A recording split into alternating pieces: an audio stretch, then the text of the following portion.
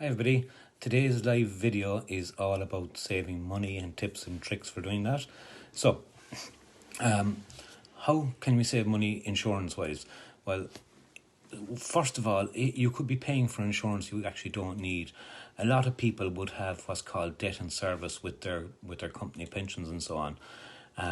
Which means there would be an adequate lump sum there in the event of their debt. So if you have a life policy and you haven't calculated this figure into it, you could be overpaying for your life insurance. So that's well worth looking at.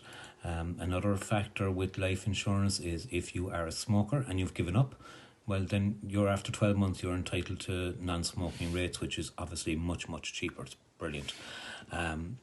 Not reviewing your life policies, that's another one. So what I mean by this is with life policies, obviously circumstances change for all of us all of the time. So it's important that maybe every 2 or 3 years to look at them and see, are they still doing the job they're supposed to be doing, and are they still representing good value for money for you and your family. Cohabitors. If you're cohabitating, this is a big one, and your life policy is set up as a dual life policy, then this isn't going to work for you because you are going to be taxed on it. If you're cohabitating, you really need 2 single policies with either one of you being owners of the others to make that work, so you don't have to pay 33% tax on any balances over 16,000, believe it or not, 16,750. So there is quite a big tax liability on them if you have, for example, 200,000 or 300,000 life cover, and you have it set up as a dual life policy. It's going to go to Mr. Revenue, I'm afraid, so you need to look at that carefully. Banks. If you have your mortgage protection policy with the bank, there is a good chance that it may be set up wrongly. I'm not trying to be disrespectful to banks, but a lot of the banks' policies tend to be standard level term policy. Excuse me. These are way more expensive than the decreasing term policies that are absolutely 100% perfect for a mortgage. So you could be saving money in that respect as well. Other ways you could be saving money. A lot of people, you get your credit card bill in the door and you're like, oh God, minimum payment 100 quid. Okay, I'll just pay that. Like, if you have more than the 100 quid, pay it off and get the interest down. The major cost with credit cards is the interest, so the more you pay off them, the better off you are. And try and stay away from them then when you have it paid off. Right, paying for unused memberships and subscriptions, guilty. I was one of these mad ones that signed up for Disney Plus when it came out, 7 quid a month. It doesn't sound like a lot, but never watched it. 7 quid a month for I don't know how long, maybe a year now. I must go back and cancel that. So yeah, these kind of things, Netflix, Sky, have a look at your Sky package. So there's people out there with huge Sky packages that don't use portions of what's in it. So yeah, that's another big one. Banking fees, nightmare. Okay, so a lot of banks out there will offer you a no fee account if you can keep a certain minimum level in it. I think PTSB have one. If you can keep a level of 2,000 in it all the time, there's no fees. But do look at your bank fees. I would also encourage everyone, and I know it's not a habit we're good at. Look at your bank statements. Have a sit down, 10 minutes, have a read through them and say, right, was that my purchase? Was that not?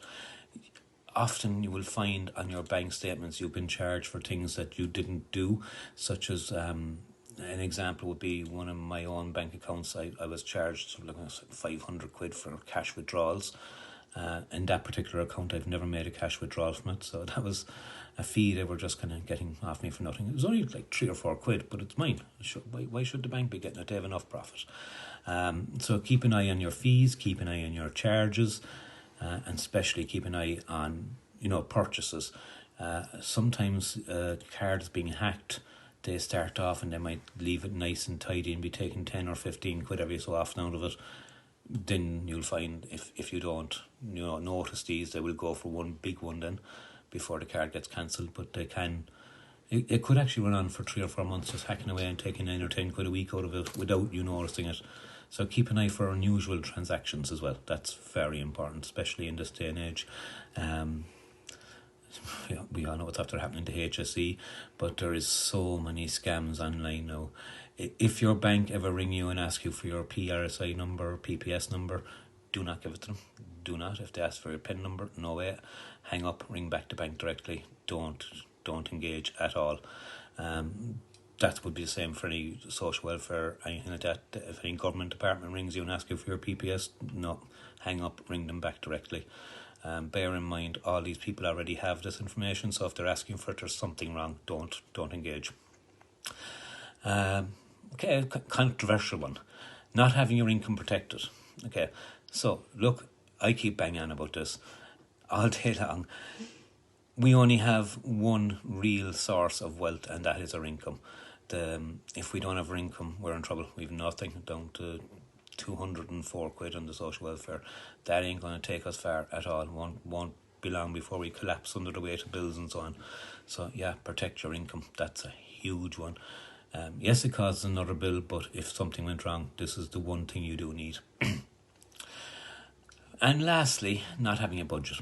I'm not talking about a big fancy spreadsheets now and sitting down with calculators and working everything out. I'm just talking, planning, small bit of planning. Whether it be Friday night or something, sit down and go, okay, my wages are coming in there tomorrow, Saturday morning, whatever, and this is what I'm going to use them for. It'll just give you a bit of focus, not to be going off onto Amazon and buying loads of stuff and then realising, oh, feck it, I forgot to pay the car insurance or something like that. It's just a small bit of planning.